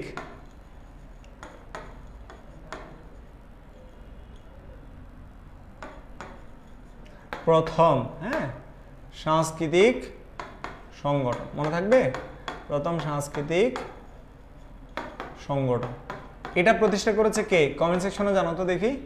যে তোমার অধ্যাপক আবুল কাসেম, অধ্যাপক ইউসুফ, অধ্যাপক মাসুদ্দিন আহমেদ, নাকি অন্য কেউ? অলরেডি অনেকে সঠিক উত্তর দিচ্ছ। 17 নম্বর আবুল কাসেম, হ্যাঁ, অধ্যাপক আবুল কাসেমের নেতৃত্বে। আচ্ছা, এখানে একজনের চার্ট খুঁজতেছে, ভাই একটু চার্ট করে দেন প্লিজ, প্রধানমন্ত্রী পাকিস্তানের। এটা লাইভ ক্লাসে সম্ভব? হ্যাঁ ফাহিম, এটা লাইভ ক্লাসে সম্ভব না, তুমি তোমাদের বইয়ে দেখো, বইয়ের মধ্যে পাবে, ঠিক আছে? ওকে, ভেরি গুড, তোমরা অনেকে সঠিক উত্তর দিয়েছো, তোমাদের অনেক অনেক ধন্যবাদ। পরবর্তী প্রশ্নে চলে যায় তাহলে আমরা। এটা সঠিক উত্তর হচ্ছে অধ্যাপক আবুল কাসেম, ওনার নেতৃত্বে তমদ্দুনের মজলিস গঠিত হয়েছে। আচ্ছা, তোমরা বলো তো তমদ্দুনের মজলিস কত সালে গঠিত হয়েছে? এই তমদ্দুনের মজলিস কত সালে গঠিত হয়েছে? তমদ্দুনের মজলিস কত সালে? এবং আবুল কাসেম কোন বিশ্ববিদ্যালয়ের শিক্ষক ছিলেন? তমদ্দুনের মজলিস কত সালে গঠিত হয়েছে এবং আবুল কাসেম কোন বিশ্ববিদ্যালয়ের শিক্ষক ছিলেন? কোন বিশ্ববিদ্যালয়ের শিক্ষক ছিলেন? পরবর্তী প্রশ্নে চলে যায়। তোমরা কমেন্ট সেকশনে জানাতে থাকো, উত্তর দিতে থাকো, চেষ্টা করো, পারবা, ঠিক আছে? এটা ভেরি সিম্পল প্রশ্ন একটা। হ্যাঁ, তোমরা অনেকেই বলছো আবুল কাসেমের বিষয়ে ঢাকা বিশ্ববিদ্যালয়, হ্যাঁ 1948 সালে। আচ্ছা, 1947 অনেকেই উত্তর দিচ্ছে, আবার 1948 বলতেছে অনেকে। 1947 সালেই তমদ্দুনের মজলিস প্রতিষ্ঠা হয়েছে এবং ঢাকা বিশ্ববিদ্যালয়ের তৎকালীন পদার্থবিজ্ঞান বিভাগের অধ্যাপক যিনি ছিলেন ডক্টর আবুল কাসেম, অধ্যাপক আবুল কাসেম, এই আবুল কাসেমের নেতৃত্বেই মূলত তৎকালীন সময় 1947 সালের, অনেকে 2 সেপ্টেম্বর বলতেছে, উত্তর হ্যাঁ 2 সেপ্টেম্বর, যে তোমার পয়লা সেপ্টেম্বর, হ্যাঁ কিছু বইয়ে পয়লা সেপ্টেম্বর, কিছু বইয়ে 2 সেপ্টেম্বর, তোমরা পয়লা সেপ্টেম্বরটা মনে রাখবা। তো তোমার কি গঠিত হয়েছে? যে তমদ্দুনের মজলিস গঠিত হয়েছে। আচ্ছা, বঙ্গবন্ধু শেখ মুজিবুর রহমান কত সালে জন্মগ্রহণ করেন? এটা তোমরা মনে রাখবা যে বঙ্গবন্ধু শেখ মুজিবুর রহমান 1900 কত সালে? 1900 কত সালে বলো তো? 20 সালে না?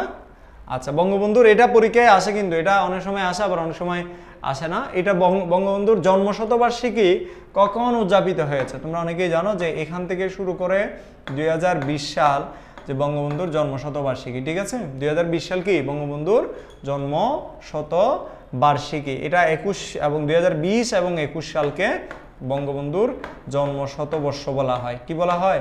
বঙ্গবন্ধুর জন্ম শতবর্ষ। তোমরা তোমাদের স্কুলে তোমরা হয়তো বা দেখেছো 2020 সালে যখন তোমরা স্কুলে ছিলে তখন হয়তো তোমরা অনেকে দেখেছো, ঠিক আছে? পরবর্তী প্রশ্নে আমরা চলে যাই।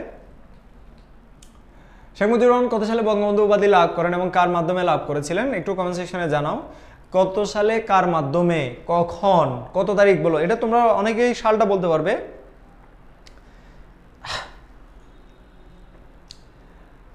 আপনাদের কি সবার শুনে? ইয়ামিন শুনতে পাচ্ছ না তুমি? সবাই তো শুনতে পাচ্ছে। দেখো এই যে আমি আমার মোবাইলে, আমিও তো তোমাদের মতো দেখতেছি, তাই না? এই যে দেখো আমার মোবাইলে শোনা যাচ্ছে। ওকে ওকে, এখানে যেহেতু হ্যাঁ অনেকে সঠিক উত্তর দিচ্ছ, একটু বলো যে কখন, কোথায়, কত সালে। অলরেডি আমরা কিন্তু 8-10টা আছে মাত্র, একটু অপেক্ষা করো। আমি যেহেতু এগুলো ডিটেলস পড়াচ্ছি এই জন্য তোমাদেরকে একটু সময় নষ্ট হচ্ছে মনে হচ্ছে, বাট হচ্ছে আলটিমেটলি তোমাদের পড়া কিন্তু হয়ে যাচ্ছে। ওকে, তোমরা অনেকেই সঠিকভাবে বলতে পারতেছো যে তোমার তুফাইলের মাধ্যমে 21শে ফেব্রুয়ারি না, 21শে ফেব্রুয়ারি না, 69-এর 21শে ফেব্রুয়ারি নয়, 21শে ফেব্রুয়ারি নয়, তুফাইলের মাধ্যমে, সেটা আমরা জানি যে বিতি বিনতে জুলহাস সঠিক উত্তর দিয়েছে 1969 সালের 23 ফেব্রুয়ারি। Very good. 1969 সালের 23 ফেব্রুয়ারি যে তোমার তৎকালীন ঢাকা বিশ্ববিদ্যালয়ের ফেব্রুয়ারি, তো তৎকালীন ঢাকা বিশ্ববিদ্যালয়ের ডাকসু, ঢাকা বিশ্ববিদ্যালয়ের এই ডাকসুর ভিপি যিনি ছিলেন, এই ভিপি, তৎকালীন ভিপি তোফায়েল আহমেদ, তিনি মূলত বঙ্গবন্ধু উপাধি দিয়েছিলেন শেখ মুজিবুর রহমানকে। কেমন? তো 69 এটা মনে রাখবা, 23 ফেব্রুয়ারি। তো এখানে ডাকসু বলতে কোনটাকে বোঝানো হচ্ছে? Dhaka university central student union, Dhaka university central student union. যারা ডাকসু নাম শুনেছ, ডাকসু, এই ডাকসুর ফুল ফর্ম হচ্ছে এটা, Dhaka university central student union. BP মানে হচ্ছে ভাইস প্রেসিডেন্ট, ভাইস প্রেসিডেন্ট। ওকে, ভাইস প্রেসিডেন্ট, এটা তোমরা অনেকে হয়তো বা পারো। তো ভাইস প্রেসিডেন্ট ভিপি, তিনি মূলত হচ্ছে ছাত্রদের প্রতিনিধি হিসেবে কাজ করে বিশ্ববিদ্যালয়ে। ওকে, তো ডাকসু, তৎকালীন ডাকসু ভিপি তোফায়েল আহমেদ, ইনি কিন্তু একজন বর্ষিয়ান রাজনীতিবিদ হিসেবে বাংলাদেশের মধ্যে পরিচিত। 1969 সালে তিনি বঙ্গবন্ধু বুলেটের চেয়ে বেলা শক্তিশালী উক্তিটি কে করেছিলেন? এটা তোমরা অনেকেই পারবে। দ্রুত কমেন্ট সেকশনে জানাও, 1 মিনিটের মধ্যে। আমি এটা স্কিপ করে যাচ্ছি কারণ এটা তোমরা অনেকেই পারবে।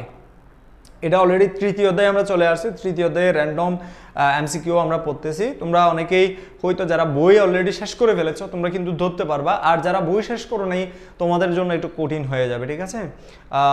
অনেকে কমেন্টস রিপ্লাই দিচ্ছে। 20 নম্বরে খ বলছে, শেরে বাংলা একে বলতেছে না, গণতন্ত্রের জন্য যিনি কাজ করেছেন। বিতি সঠিক উত্তর দিয়েছে, কুঞ্জ ভুল উত্তর দিয়েছে, ফাতেমা ভুল উত্তর দিয়েছে, অনন্যা ভুল উত্তর দিয়েছে এবং ফাহিম ভুল উত্তর দিয়েছে। বুলেটের চেয়ে বেলা শক্তিশালী এই কথাটা কে বলেছেন? হুসেন শহীদ সোহরাওয়ার্দী। আশা করি তোমরা এই উত্তরটা তোমরা পেয়ে গেছো। যারা ভুল উত্তর দিয়েছো নিজেদেরকে সংশোধন করে নিবে, এটা পরীক্ষায় আসে। বুলেটের চেয়ে বেলা শক্তিশালী এই কথাটা কার? এটা হচ্ছে তোমার হুসেন শহীদ সোহরাওয়ার্দী, যাকে গণতন্ত্রের মানসপুত্র বলা হয়, বিরোধী দলের স্রষ্টা বলা হয়, এবং যিনি বহু পণ্ডিত, মানে অনেকগুলো বিষয়ের উপর যার জ্ঞান ছিল, তাকেই মূলত বলা হচ্ছে। ওকে, এরপরের প্রশ্নে আমরা চলে যাই। এরপরের প্রশ্নটা হচ্ছে লাহোর প্রস্তাব উত্থাপন করেন কে? এটা একদম সিম্পল উত্তর, মানে এটা একদম সহজভাবে উত্তর দেওয়া যাবে। লাহোর প্রস্তাব কত সালে উত্থাপন করে সেটা একটু তোমরা জানাও আমাকে, যে লাহোর প্রস্তাবটি কত সালে উত্থাপন করা হয়, কত সালে, কোথায়, এবং এটার পেছনে কারণ কি ছিল? লাহোর প্রস্তাবের উত্থাপনের পিছনে অন্যতম কারণ ছিল হচ্ছে যে স্বায়ত্ত শাসন। কিসের স্বায়ত্ত শাসন? যে অঞ্চলভিত্তিক স্বায়ত্ত শাসন, অঞ্চলভিত্তিক কি স্বায়ত্ত শাসন, মনে থাকবে? অঞ্চলভিত্তিক স্বায়ত্ত শাসন, ঠিক আছে? অঞ্চলভিত্তিক স্বায়ত্ত শাসন। এই স্বায়ত্ত শাসনের দাবিতে অর্থাৎ লাহোর প্রস্তাব উত্থাপন করা হয় কত সালে? যে লাহোর প্রস্তাব উত্থাপন করা হয় 1940 সালে। কোথায়? যে লাহোরে অনুষ্ঠিত মুসলিম লীগের অধিবেশনে। কোথায়? লাহোরে অনুষ্ঠিত মুসলিম লীগের অধিবেশনে। কিসের দাবিতে? যে অঞ্চলভিত্তিক স্বায়ত্ত শাসনের দাবিতে। ঠিক আছে, যদি এই লাহোর প্রস্তাব যদি পাশ হতো বা কার্যকর হতো তাহলে কিন্তু মোটামুটিভাবে যে তখন থেকেই আমরা কিন্তু স্বাধীন একটা জাতি হিসেবে প্রতিষ্ঠিত হতে পারতাম। ঠিক আছে, যদি লাহোর প্রস্তাবটা বাস্তবায়িত হতো। মোটামুটিভাবে এই লাহোর প্রস্তাবকে বিকৃতি ঘটানো হয়েছে, যেটা তোমরা পরিণতিতে জানো। এর পরবর্তী প্রশ্নে আমরা চলে যাই যে তোমার ফরাইজি আন্দোলনের মুসলমানদের মনে কি জাগ্রত করে। তোমরা এই প্রশ্নটা আসছে তোমাদের তৃতীয় অধ্যায় থেকে, হাজী শরীয়তুল্লাহর প্রশ্ন থেকে। তোমরা জানো ফরাইজি আন্দোলনটা প্রথম দিকে একটা হচ্ছে তোমার ধর্মীয় সংস্কার আন্দোলন ছিল, অর্থাৎ প্রথম দিকে এটা ছিল হচ্ছে ধর্মীয় সংস্কার আন্দোলন। এই সংস্কার আন্দোলনটা পরবর্তীতে কিসে রূপ লাভ করে? এই সংস্কার আন্দোলনটা পরবর্তীতে যে তোমার একটা সামাজিক সংস্কার আন্দোলনে, অর্থাৎ প্রথমে এটা ছিল ধর্মীয় সংস্কার আন্দোলন, এই ধর্মীয় সংস্কার আন্দোলন পরবর্তীতে সামাজিক সংস্কার আন্দোলনে রূপ লাভ করে। পরবর্তীতে এই সামাজিক সংস্কার আন্দোলনটা এই হাজী শরীয়তুল্লাহর মৃত্যুর পরে তার পুত্র যখন দুদু মিয়া ক্ষমতায় আসলেন, এই দুদু মিয়া এটাকে রাজনৈতিক আন্দোলনে রূপ দিয়েছিলেন। কি আন্দোলনে? রাজনৈতিক আন্দোলনে রূপ দিয়েছিলেন। ঠিক আছে, তো তোমরা এটা সম্পর্কে তোমরা অনেকেই জানো যে এই আন্দোলনের মাধ্যমে ফরাইজি আন্দোলন মানে কি তোমরা জানো যে 5টি ফরজের দিকে গুরুত্ব দিয়েছিলেন হাজী শরীয়তুল্লাহ। ফরজের দিকে গুরুত্ব দিয়েছিলেন, অর্থাৎ তিনি 5 ফরজ উদযাপনের জন্য মুসলমানদেরকে উদ্বুদ্ধ করেছিলেন, কারণ তিনি জানতেন মোটামুটিভাবে মুসলমানরা, ভারতীয় মুসলমানরা যে অনেকটা হিন্দুত্ববাদে বিশ্বাস করত এবং মাজার পূজা করত এবং তারা তোমার ওই মানত করত, মাজারে গিয়ে মানত করত। এগুলো থেকে মানুষেরা যাতে বের হয়ে আসে, এই যে তোমরা তাবিজ দেওয়া, ফানি পরা দেওয়া, এবং হচ্ছে মাজারে গিয়ে মানত করা, মাজারে গিয়ে সিজদা করা, এই বিষয়গুলো থেকে মানুষকে বের হয়ে আসার জন্য তিনি মূলত যে এই আন্দোলনের ডাক দিয়েছিলেন, 5টি ফরজ পালনের জন্য তিনি উদ্বুদ্ধ করেছিলেন। এটার মাধ্যমে মুসলমানদের ভিতরে যেটা জাগ্রত হয়েছে সেটা হচ্ছে কি? আত্মবিশ্বাস। মুসলিমরা বিশেষত আত্মবিশ্বাসী হয়েছে সেই সময়ে। ঠিক আছে, উত্তরটা কি? তোমরা অনেকেই সঠিক উত্তর দিয়েছো, অলরেডি দেখছি জুলেখা সঠিক উত্তর দিয়েছে। এটা কিন্তু আমি তোমাদের পড়িয়েছিলাম যারা গোল্ড আমাদের র্যাপিড বেসের স্টুডেন্ট ছিলে, আত্মবিশ্বাস বেড়েছে। এরপরে ইস্ট ইন্ডিয়া কোম্পানির বিরুদ্ধে কে প্রথম গণবিদ্রোহ গড়ে তুলেছিলেন? তোমরা এটা অনেকে সহজভাবে খুব সিম্পলি উত্তর দিতে পারবে যে যাকে প্রথম বাঙালি হিসেবে দেখা হয়, প্রথম বাঙালি শহীদ তিতুমির, তিনিই মূলত হচ্ছে ইস্ট ইন্ডিয়া কোম্পানির বিরুদ্ধে প্রথম গণবিদ্রোহ গড়ে তুলেছিল এবং প্রথম দিকে তিনিও ধর্ম সংস্কার আন্দোলনের ডাক দিয়েছিলেন। হ্যাঁ, ইমরান আহমেদ বলেছে যে আইসিটি ক্লাস করলাম, আপনার ক্লাস করতে পারলাম না, সমস্যা নাই, আইসিটি ক্লাস করছো, এটা ভালো করছো। এই ক্লাসটা তোমাদের রেকর্ডেড থাকবে, সমস্যা হবে না। ঠিক আছে, পরবর্তীতে করতে পারবা। ওকে, একটু খেয়াল করো, তিতুমিরের বিষয়টা বুঝতে পারছো তো?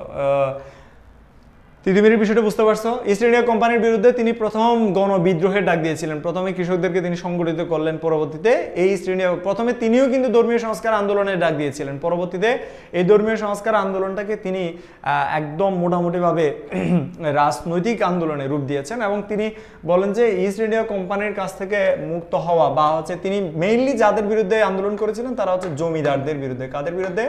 জমিদারদের বিরুদ্ধে, অর্থাৎ তিনি জমিদারদের বিরুদ্ধে আন্দোলনের ডাক দিয়েছিলেন। পরবর্তীতে তিনি খেয়াল করলেন যে জমিদাররা ইংরেজদের সহযোগিতা নিচ্ছে, পরবর্তীতে বাঁশের কাল্লা স্থাপন করে ইংরেজদের সাথে বড় বিদ্রোহের জন্য তিনি নিজেকে প্রস্তুত করলেন এবং তার একটা বাহিনী তৈরি করলেন এবং বাঁশের কাল্লায় তার মৃত্যু হয়েছে 1831 সালে। ওকে, কোন তারিখে বঙ্গবন্ধু শেখ মুজিবুর রহমান স্বাধীন বাংলাদেশের মাটিতে পা রাখেন? এটাকে আমরা একটু অন্যভাবেও প্রশ্নটা করতে পারি যে স্বদেশ প্রত্যাবর্তন দিবস যেটাকে বলা হয়, স্বদেশ প্রত্যাবর্তন। ঠিক আছে, এই স্বদেশ প্রত্যাবর্তন দিবস কত তারিখ বা কত তারিখ এটা তোমরা সবাই জানো যে 1971 সালে যে 25 মার্চ বঙ্গবন্ধুকে যে গ্রেপ্তার করা হয়, এটা অনেকে 26 মার্চ বলা হয়, 26 মার্চের প্রথম বহরে বলতেছে। এবং এরপর থেকে তিনি যে 1972 সালের 8 জানুয়ারি পর্যন্ত তিনি কিন্তু জেলে বন্দী ছিলেন। কোথায়? পাকিস্তানের কারাগারে। 1972 সালের কত তারিখ পর্যন্ত? যে 8 জানুয়ারি পর্যন্ত তিনি পাকিস্তান কারাগারে বন্দী ছিলেন। পরবর্তীতে তাকে মুক্তি দেওয়া হয় এবং সেখান থেকে তিনি ইংল্যান্ড যান, ইংল্যান্ড থেকে ভারত যান, ভারত হয়ে বাংলাদেশে আসেন এবং তিনি 10 জানুয়ারি স্বদেশের মাটিতে পা রাখলেন বা স্বদেশ প্রত্যাবর্তন করলেন। তোমরা সবাই জানো যে 1972 সালে এবং স্বদেশ প্রত্যাবর্তনের 50 বছর উদযাপনের লক্ষ্যে 2022 সালে, হ্যাঁ 2022 সালে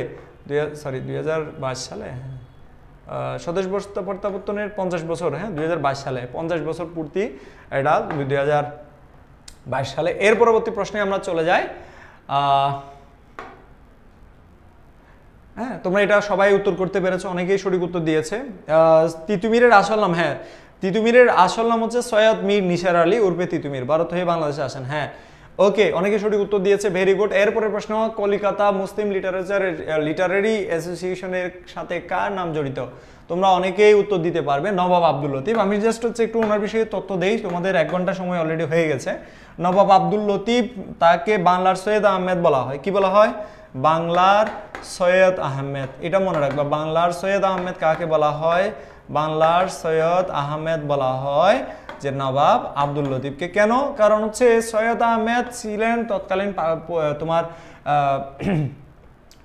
মোটামুটিভাবে তৎকালীন ভারতের একজন শিক্ষানুরাগী ব্যক্তি, যিনি হচ্ছে তোমার ইংরেজি শিক্ষা এবং উচ্চতর শিক্ষার জন্য যে মুসলমানদেরকে উদ্বুদ্ধ করতেন। অন্যদিকে বাংলায় যিনি মুসলমানদের শিক্ষা বিস্তারের জন্য ভূমিকা রেখেছিলেন, তার নাম হচ্ছে নবাব আব্দুল লতিফ। এই কারণে তাকে বাংলার সৈয়দ আহমেদ বলা হয়।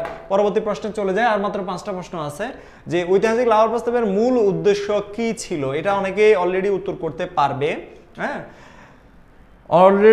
অলরেডি আমি এটা বলে দিয়েছি তোমাদেরকে একবার, তোমরা অনেকেই উত্তর করতে পারবে। সঠিক উত্তর দিতে থাকো দ্রুত কমেন্ট সেকশনে জানাও, দেখি তোমরা অনেকেই উত্তর করতে পারবে, অনেকেই সঠিক উত্তর করতে পারবে, অনেকেই সঠিক উত্তর দিচ্ছে অলরেডি। 26 নম্বরের আর মাত্র 4টা এমসিকিউ আসে, কেমন? আমরা একটু শেষ করে দিব। স্বায়ত্তশাসন। Okay very good. কারেন্ট চলে গেল স্যার, কারেন্ট চলে গেছে। আচ্ছা, কারেন্টের কাজই তো চলে যাওয়া, এর কি আসার কথা? হ্যাঁ, স্বাধীন রাষ্ট্র প্রতিষ্ঠা, স্বায়ত্তশাসন প্রতিষ্ঠা নয়। এখানে মূলত জানো যে তোমরা স্বায়ত্তশাসন প্রতিষ্ঠা হইলেও স্বাধীন রাষ্ট্রের কথা এখানে মোটামুটি লাহোর মূল উদ্দেশ্য ছিল। স্বায়ত্তশাসন দাবিটার মাধ্যমে স্বাধীন রাষ্ট্র প্রতিষ্ঠা করাটাই মূলত ছিল লাহোর প্রস্তাবের মূল উদ্দেশ্য। বুঝতে পারছো? অর্থাৎ এখানে লাহোর প্রস্তাবটা কিরকম ছিল একটু বোঝাই আমি তোমাদেরকে। যে লাহোর প্রস্তাবটা উত্থাপন করেছিলেন শেরে বাংলা একে ফজলুল হক, এবং তিনি বলেছেন যে ভারতীয় উপমহাদেশ যেটা, এটা বর্তমান বাংলাদেশ এবং এদিকে ভারত, এদিকে কি যে পাকিস্তান। হ্যাঁ, এবং তিনি বলছে যে দেখো উত্তর, এটা কি মানচিত্রের সবসময় উত্তর, এটা হচ্ছে কি দক্ষিণ, এরপর এটা হচ্ছে পূর্ব, আর অন্যদিকে এটা হচ্ছে কি পশ্চিম। হ্যাঁ, তোমরা সবাই আশা করি ভালোভাবেই দেখতে পাচ্ছ। তো এই অংশটা হচ্ছে উত্তর পশ্চিম, হ্যাঁ, আর এই অংশটা হচ্ছে পূর্ব দক্ষিণ। তো লাহোর প্রস্তাবের মূল উত্থাপক যিনি ছিলেন, সেটা বাংলা কথা হচ্ছে যে উত্তর পশ্চিম এবং পূর্ব দক্ষিণ যে এলাকা আছে, সেই এলাকা নিয়ে মূলত স্বাধীন রাষ্ট্র প্রতিষ্ঠা করা বা স্বাধীন অঞ্চল ঘোষণা করা এবং সেগুলোকে স্বায়ত্ত শাসন দেওয়া। ঠিক আছে, স্বায়ত্ত শাসন দিয়ে দেওয়া মানে হচ্ছে মোটামুটি স্বাধীনতা দিয়ে দেওয়া। কি দেওয়া? স্বাধীনতা দিয়ে দেওয়া। কট খেয়ে গেলেন, সবাই কট খেয়ে গেলেন অল্প করে। ঠিক আছে, মোটামুটি কি যে ছোটোখাটো একটা কট খেয়ে গেলেন, এটা তোমাদের কথাই বলতেছে, আমি বলতেছি না। কট খাওয়ার কিছু নাই, তোমরা শিখতে আসছো, শিখবা এবং না জানা থাকলে সেটা জানবা। ঠিক আছে, পরবর্তী প্রশ্নে চলে যায়। সেটা হচ্ছে 1946 সালের নির্বাচনে জয়যুক্ত কোন নেতা অবিভক্ত বাংলার মুখ্যমন্ত্রী হন? এটা তোমরা অনেকে উত্তর করতে পারবে। হ্যাঁ, 1946 সালের যে নির্বাচন হয়েছিল,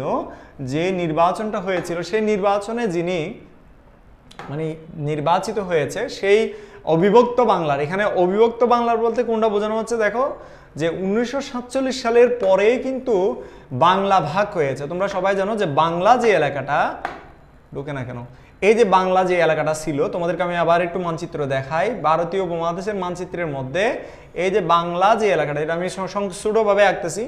এই কলকাতা, বিহার, উড়িষ্যা এবং এদিকে আসাম, চট্টগ্রাম, ঢাকা, রাজশাহী, এই পুরো এলাকাটা নিয়ে ছিল হচ্ছে বাংলা। ঠিক আছে, এই বাংলাকে 2 ভাগ করে পূর্ববঙ্গ এবং পশ্চিমবঙ্গ বিভক্ত করা হয়েছিল। কখন? বঙ্গভঙ্গের পরে। ঠিক আছে, পূর্ববঙ্গ এবং কি পশ্চিমবঙ্গ বিভক্ত করা হয়েছিল 1905 সালে। সেই 1905 সালে যে 2 ভাগে বিভক্ত করা হয়েছিল বাংলাকে, সেই বাংলার পরবর্তীতে 1911 সালে আবার একত্রিত করা হয়। হ্যাঁ, আবার পরবর্তীতে আবার বাংলা 2 ভাগে বিভক্ত হয়েছে কখন? 1946-এর পরে 1947 সালে, কারণ 1947 সালে যখন দেশ বিভাগ হলো তখন পশ্চিম বাংলা ভারতের সাথে যুক্ত হয়ে যায় আর পূর্ব বাংলা পাকিস্তানের সাথে যুক্ত হয়ে যায়। তো এরপরেই কিন্তু আবার বাংলা বিভাগ হয়েছে। তার মানে ওই বিভক্ত বাংলা বলতে এখানে কোন বাংলাকে বোঝাচ্ছে? সেই সমগ্র বাংলা। তৎকালীন সময়ে 46 সালে যে নির্বাচন হয়েছিল সেই নির্বাচনে যিনি নেতা হিসেবে নিযুক্ত হয়েছিলেন তার নাম হচ্ছে কি? যে শেরে বাংলা একে ফজলুল হক। ঠিক আছে, তিনি কে? তিনি আর কেউ নয়, যে শের এ বাংলা একে ফজলুল হক। ঠিক আছে, আশা করি তোমরা অনেকে সঠিক উত্তর দিতে পেরেছো। এরপরের প্রশ্ন, আর মাত্র 2টা প্রশ্ন বাকি আছে, 3টে প্রশ্ন আছে। আমি এটা নিয়ে তোমাদের সময় নষ্ট করবো না, এটা প্রথম অধ্যায়ের প্রশ্ন। গত ক্লাসে বাকি ছিল যেগুলো, এগুলো এখানে অন্তর্ভুক্ত করেছি। মাত্র 3টা প্রশ্ন আর বাকি আছে। ব্রিটিশ ইস্ট ইন্ডিয়া কোম্পানিকে কত সালে বাংলা, বিহার, উড়িষ্যার দেওয়ানি লাভ করা? এটা সাল তোমরা মনে রাখবা 1765 সালে। তোমরা জানো যে 1757 সালে নবাব সিরাজউদ্দৌলার পতন হয়। ঠিক আছে, 1757 সালে নবাব সিরাজউদ্দৌলার পতন হয়। এরপরে 1765 সালে মাত্র অল্প কয় বছর ব্যবধানে, যে মোটামুটি 8 বছর ব্যবধানে, যে বাংলা, বিহার, উড়িষ্যার দেওয়ানি লাভ করেছিল তৎকালীন সময়ে। ঠিক আছে, মোটামুটি বিশাল বড় একটা এলাকা যে তারা দেওয়ানি লাভ করেছিল। পরবর্তী প্রশ্ন হচ্ছে বখতিয়ার খিলজি বাংলা জয় করেন কখন? তোমরা জানো যে মুসলিমরা ইখতিয়ারউদ্দিন মোহাম্মদ, তোমরা ভারতীয় উপমহাদেশের সাম্রাজ্য সম্পর্কে জানো। প্রথমে হচ্ছে মৌর্য সাম্রাজ্য। মৌর্যদেরকে পরাজিত করে গুপ্তরা সাম্রাজ্য বিস্তার করেছে। গুপ্তদের পরে আসছে কারা? পালরা। পালদেরকে পরাজিত করেছিল কারা? সেনরা। সেনদেরকে পরাজিত করে আসছে কারা? মুসলিমরা। কারা? মুসলিমরা। এই মুসলিমদের মধ্যে যিনি একজন বীর যোদ্ধা তার নাম হচ্ছে বখতিয়ার খিলজি, ইখতিয়ারউদ্দিন মোহাম্মদ বিন বখতিয়ার খিলজি। এই ইখতিয়ারউদ্দিন মোহাম্মদ বিন বখতিয়ার খিলজি বাংলা জয় করেন কখন? যে 1204 সালে। এই সেন বংশের মধ্যে লক্ষণ সেন যিনি ছিলেন, এই লক্ষণ সেনের রাজধানীর নাম ছিল হচ্ছে নদিয়া। এই নদিয়া রাজধানী ছিল লক্ষণ সেনের। এই নদিয়া দখল করেছিলেন বখতিয়ার খিলজি 1204 সালে। আশা করি তোমরা এটা অনেকেই সঠিক উত্তর পেয়ে গেছো। আশা করছি তোমরা উত্তর পেয়ে গেছো। এরপরে প্রশ্ন 30 নম্বর, যেটা আজকে লাস্ট প্রশ্ন। পরবর্তী প্রশ্নে আমরা আর থাকবে না, তো সুতরাং তোমরা লাস্ট প্রশ্নের উত্তর দেওয়ার চেষ্টা করো। মোহামেডান লিটারেরি সোসাইটি গঠিত হয় কত সালে? এটা তোমরাই উত্তর করবে, এটা আমি করব না। অনেকেই পারবে, অনেকেই পারবে না, হতাশ হওয়া যাবে না। এবং কত সালে মোহামেডান লিটারারি সোসাইটি গঠিত হয়েছে এটা একটু বলো। 30 নম্বর, চলে যাও বলো। 30 নম্বর প্রশ্নের উত্তর দাও। অলরেডি কিন্তু তোমাদের 6 মিনিট বেশি ক্লাস নিয়ে ফেলেছি। 30 নম্বরের খ বলেছে। 30 নম্বরে অনেকে ভুল উত্তর দিচ্ছে, সঠিক উত্তরটা দেখে নাও তাহলে। খ, অনেকে ভুল উত্তর দিচ্ছে। সি বলতেছো যারা, আনুশ্রী কর্মকার ভুল উত্তর দিয়েছো তুমি। রাফি ভুল উত্তর দিয়েছো। অনন্যা সঠিক উত্তর দিয়েছে। উপমা ভুল উত্তর দিয়েছে। শাহরিয়ার মিসকাত সামিহা সঠিক উত্তর দিয়েছে। ভীতি সঠিক উত্তর দিয়েছে। আরও যারা ফাহিম সঠিক উত্তর দিয়েছে, আরও অনেকে সঠিক উত্তর দিয়েছে। তোমাদের সবাইকে অনেক অনেক ধন্যবাদ। তো তোমরা বলো আজকের ক্লাস কেমন লেগেছে এবং তোমরা ক্লাস করে উপকৃত হয়েছো কিনা, এবং এরকম ক্লাস আর নেওয়া যায় কিনা বা নেওয়া প্রয়োজন আছে কিনা। কারণ তোমাদের আরও প্রায় 3টা অধ্যায় বাকি আছে। তার মধ্যে একটা অধ্যায় হচ্ছে সংবিধানের অধ্যায়, এরপরে সাংবিধানিক প্রতিষ্ঠানের অধ্যায়, এরপরে আরেকটা অধ্যায় বাকি আছে। সেটা হচ্ছে কোনটা? যে তোমাদের ওই যে সামাজিক সমস্যার যে অধ্যায়টা আছে। ঠিক আছে, তোমরা একটু কমেন্ট সেকশনে জানাও ক্লাস আর নেওয়া যাবে কিনা। অসাধারণ ক্লাস। জাইমা রহমান প্রথম থেকেই ছিল, একদম প্রথম দিকে সে যুক্ত হয়েছে। কুমারী অনিকা সরকার, আচ্ছা কুমারী, ঠিক আছে, ওকে। অনন্যা অনেক ভালো লেগেছে, থ্যাংক ইউ সো মাচ এত ভালো ক্লাস উপহার দেওয়ার জন্য। Mahim Akhtar, thank you so much, okay, welcome. তোমাদের সবাইকে ওয়েলকাম। আইসিটি ক্লাসের জন্য পড়া ক্লাস করতে পারলাম না স্যার, হুয়া মাহমুদা ক্লাসটা পরে করে নিও। ঠিক আছে, অনেক কিছু শিখলাম আলহামদুলিল্লাহ, এরকম ক্লাস আরও চাই। Tanjina Karim, thank you so much. Sadia Afrin, রাষ্ট্রবিজ্ঞানের একটা কোর্স চালু করেন। সাদিয়া আফরিন, আমি রাষ্ট্রবিজ্ঞানের ছাত্র নয়, আমি সমাজবিজ্ঞানের ছাত্র, এবং রাষ্ট্রবিজ্ঞানের একটা কোর্স আমাদেরকে পড়ানো হয় বলেই তোমাদের এই পুরনীতির বিষয়ে অনেক কিছু জানলাম। তবে হ্যাঁ, রাষ্ট্রবিজ্ঞানের বিষয়গুলো আমি পড়েছি। ঠিক আছে, অনার্স ফার্স্ট ইয়ার সেকেন্ড ইয়ারের বইগুলো আমি পড়েছি রাষ্ট্রবিজ্ঞানের। রাষ্ট্রবিজ্ঞানের কোর্স নামাইলে মার্কেট চলবে না, কারণ হচ্ছে রাষ্ট্রবিজ্ঞানের ছাত্ররা প্রাইভেট পড়বে না। কে? নবাব সলিমুল্লাহ, হ্যাঁ ফাহিম আহমেদ বলেছে। কে প্রতিষ্ঠা করে ভাইয়া? নবাব সলিমুল্লাহ, মোহামেডান লিটারারি সোসাইটি। ওকে, তাহসিন মাসুম বলেছে যে অনেক উপকৃত হয়েছে, ভালো লেগেছে। জেদশীল বলেছে। ওকে, তোমাদের এত স্বীকারোক্তি এবং তোমাদের অ্যাপ্রিসিয়েশন আমাকে আরও সামনের দিকে ক্লাসগুলো নিতে সহযোগিতা করবে। তোমাদের মধ্য থেকে অনেকে অনেক দূর দূরান্ত থেকে আমাদের সাথে যুক্ত হয়েছো। তোমাদের মধ্য থেকে যারা এখন ফার্স্ট ইয়ার ফাইনাল দিচ্ছ বা ফাইনাল সামনে, তোমাদের জন্য আমাদের একটা কোর্স চালু রয়েছে। সেই কোর্সটা হচ্ছে গোল্ডেন বেস, অর্থাৎ 2025 বেচ গোল্ডেন বেস। ওই গোল্ডেন বেসে ক্লাস চলমান আছে। গোল্ডেন বেসের যে সকল শিক্ষার্থীরা তোমরা আছো, তোমরা জানো যে আমাদের ক্লাসগুলো কীভাবে হচ্ছে। তোমরা তাদের কাছ থেকে রিভিউ নিয়ে সেই কোর্স এনরোল করতে পারো, ভরসা রাখতে পারো আমাদের উপরে, আমরা আমাদের প্রতিদান দিয়ে দিব ইনশাল্লাহ। ঠিক আছে, পরবর্তী ক্লাসে দেখা হবে। সবাই ভালো থাকবে, সুস্থ থাকবে, এবং আজকের মতো এখানেই বিদায় নিচ্ছি। তোমাদের সাথে এতক্ষণ আমি ছিলাম মোহাম্মদ রাসেল, এবং পড়াশোনা করছি চট্টগ্রাম বিশ্ববিদ্যালয়ে। ভালো থাকবে, সুস্থ থাকবে, আল্লাহ হাফেজ।